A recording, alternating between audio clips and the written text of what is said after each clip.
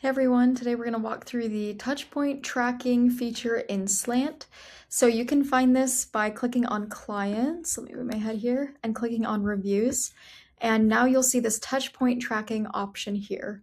So the touchpoint tracker helps you track touch points in between formal reviews with clients. So the first thing you'll want to do to set this up is head into settings, and then to engagement under here under books. And once you're in your engagement settings, you'll scroll down until you see this touchpoint cadence section. So this is where you'll configure how often you want to be in contact with clients between their formal reviews and which interactions count towards those different touchpoint goals.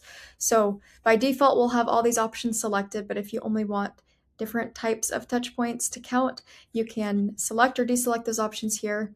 And then you'll also select the frequency for how often you want to be in contact between those formal reviews. So you can have all clients be on the same frequency, or if you want different client tiers to be on different frequencies, then you'll just toggle off that option there.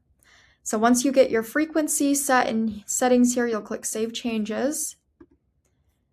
And then once I head back to this touchpoint tracking page here, you'll see under touchpoint cadence that frequency will be set based by the settings. And if you need to manually override, you can always do that here. I haven't applied it to my whole book, but that will fill there.